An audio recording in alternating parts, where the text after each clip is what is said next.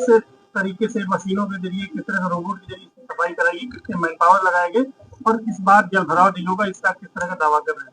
देखिए, नगर निगम सीमा के अंतर्गत 145 बड़े नाले हैं जो एसटीपी से जुड़े हुए हैं।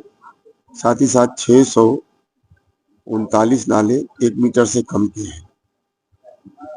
इन सारे नालों को 145 नालों का टेंडर हुआ है लगभग 10 करोड़ रुपए की लागत से। उन नालों की सफाई 100% हो चुकी है। दोबारा उस पर काम चल रहा, जैसे जैसे सील्ड पीछे से बह करके आती है तो दोबारा भी उस पर सफाई का काम निरंतर चल रहा है। और पहली बार ये नगर निगम ने किया है। इस बार सभी नाले सफाई के ठेकेदारों का भुगतान बरसात के बाद किया जाएगा और कहीं अगर कोई कमी बेसी रहेगी तो 25% की कटौती भी उनकी की जाएगी। लगातार नाले की सफाई के निरीक्षण का भी काम हो रहा, मैं स्वयं भी जा रहा हूँ। 639 नाले जो स्वास्थ्य विभाग के द्वारा, जो 1 मीटर से कम है, मैन पावर के द्वारा वो गलियों के नाले हैं, उन सबको कराया जा रहा है। लगभग 384 नालों पर पूर्णतः सफाई हो चुकी। बाकी में काम 50%, कहीं 60%, कहीं 70% इस तरीके से। तो उन 639 नालों की सफाई के लिए 700 कर्मचारी उसमें लगाए गए हैं और जो क्रमशः वो साफ करते जाते हैं। तो बरसात के पहले लगभग हम लोग जो बड़े नाले हैं उनको 100% हम लोगों ने सफाई कर लिया है। जो छोटे नाले हैं जो गलियों से निकल करके, मोहल्लों से निकल करके जाकर उनमें मिलते हैं, उनकी मैन पावर के द्वारा सफाई की जा रही है। और पहली बार ये किया गया, इस बार सुपर साकर मशीन से भी बहुत सारे ऐसे नाले हैं जहाँ बीच में पुलिया पड़ जाती है तो पुलिया साफ नहीं हो पाती है तो पीछे का बहाव वहां जाके रुक जाता है। तो पुलियों को भी सुपर साकर के माध्यम से, उस मशीन के माध्यम से भी सफाई कराई जा रही है। कई जगह ऐसे हैं जहाँ पर जल भराव की समस्या बहुत पहले से ही रही, जैसे दास टाउन है, टैगोर टाउन है, रामबाग है, बाई कगाग इत्यादि इन क्षेत्रों में भी विशेष प्रबंध किए गए हैं। वहाँ पर पंपिंग सेट भी खड़े किए गए हैं कि आपात स्थिति में उनको भी चालू करके पानी को निकालने का काम किया जाएगा।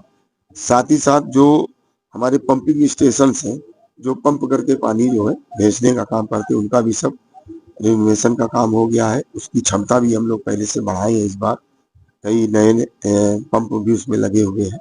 तो मैं ये कह सकता हूँ कि इस बार समय हम लोगों ने कार्रवाई किया है और जल भराव की कोई समस्या नहीं होगी। लेकिन जहाँ कई प्रकार की, चूंकि आप देख ही रहे, पॉलीथीन है, पन्नी है इत्यादि बह करके जब बहाव आता है तो जाकर के वहाँ जाम, तो ऐसे मुहाने पर भी हम लोगों ने लाइटिंग की भी व्यवस्था कराई है ताकि रात में बरसात अगर हुई और वहां जाके पन्नी फंस गया तो जो निकालने वाला कर्मचारी उसको दिखाई पड़े। तो लाइटिंग की भी ऐसे मोर्चों पर लाइटिंग की भी व्यवस्था कराई गई है, बैरिकेडिंग की भी व्यवस्था कराई गई है ताकि किसी प्रकार कोई दुर्घटना को रोका जा सके। देखा गया है और पुराने शहर में सबसे बड़ी चुनौती होती है निरंजन घाट का पुल, जहाँ जल भराव हो जाता है, उसको किस तरह से देखा जाए? क्योंकि वहाँ भी मैंने कहा ना कि जहाँ जहाँ कठिनाई है वहाँ पर अलग से पंपिंग स्टेशन से भी लगाए जा रहे हैं और सुपर साकर मशीन से उनकी सफाई भी कराई जा रही है। तो पहली बार हुआ है सुपर साकर मशीन लग रही है, तो जैसे बहुत सारे पॉइंट जो पहले नहीं खाली हो पाते थे उनको भी खाली कराने का प्रयास किया गया है। आप और सबसे बड़ी बात है जैसे पंपिंग स्टेशन उनको चालू करा करके हम लोगों ने उसको देख भी लिया है, सब चल रहे हैं चालू हालत में, तो कहीं कोई किसी प्रकार की घटना नहीं होगी। बाकी प्रकृति है, अब एक साथी कोई पूरा पानी आ जाएगा तो उसको भी देखा जाएगा।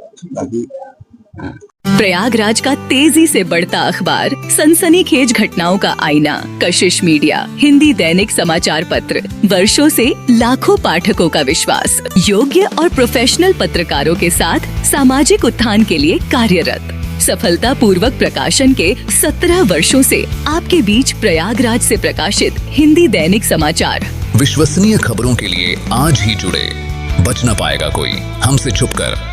कशिश मीडिया की नजर शहर के चप्पे चप्पे पर, भ्रष्टाचार को उजागर करने वाला, जन समस्याओं पर आधारित कशिश मीडिया। समाचार व विज्ञापन के लिए संपर्क करें 94549 73605। अपने शहर की ताज़ा खबरों के लिए कशिश मीडिया हिंदी दैनिक समाचार पत्र फेसबुक पेज और यूट्यूब चैनल को सब्सक्राइब करें और बेल आइकॉन जरूर दबाएं।